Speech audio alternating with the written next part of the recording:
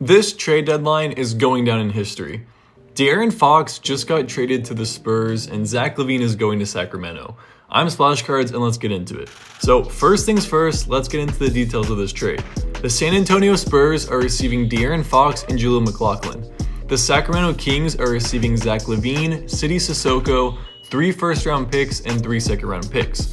While the Bulls are receiving Zach Collins, Tre Jones, Kevin Huerter, and a first-round pick. The fact that we got this trade less than 24 hours after seeing Luka Doncic go to LA is just crazy. The trade deadline and offseason are my favorite times of the NBA season because of all the moves. Okay, but back to this trade. I want to start off with the Spurs because I think they were the main winner of this trade. They are getting a very good point guard in Fox that I think will pair well with Wembanyama. I think the speed and willingness to attack the basket that Fox possesses will be exactly what Wemby needs in a co-star in order for him to shine even brighter. This trade wasn't out of nowhere, as we knew that Fox wanted to sign with the Spurs in the 2026 offseason anyways. But the main concern for the Spurs was that they were going to have to give up one of their key young pieces in either Vassell, Sochan, or Castle. So the fact that they were able to get this trade done while giving up none of those guys is pretty impressive. They were also able to keep Atlanta's first-round pick this year, and that seems like it'll be a pretty valuable asset due to Jalen Johnson's season-ending injury.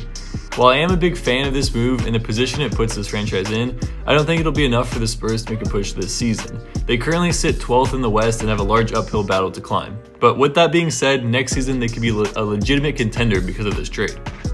Like I said before, I think the Spurs won this trade and I'm a fan of it. Okay, now for the Kings. I think that when you hear that Fox got traded, you would expect a bigger return than what they got, but at the same time, it's a pretty solid package. Zach LaVine is having a great season so far and is proving that maybe his contract isn't the worst thing in the world. It is funny though to see LaVine and DeRozan back together as teammates. But by the Kings giving up Fox, I would have to imagine that Malik Monk would be running the point guard, and he actually didn't do that bad when Fox was sidelined due to an injury. One key thing about this trade that wasn't really publicized is that one of the first-round picks that they are receiving is the Charlotte Hornets 2025 pick, but it is lottery protected. This means that if the Hornets miss out on the playoffs, which they will, then the pick converts into 2 second-round picks. So really, in terms of draft capital, the Kings received 2 first-round picks and 5 seconds. Hey, it's still a good haul for Fox, but just something to keep in mind. I think maybe they could have gotten a better offer, but honestly, I think this trade is just fine for them as it keeps them in playoff contention mode and it doesn't force you to trade the likes of Sabonis or DeRozan right away. Now for the Bulls. It's not terrible, but it's not that good either.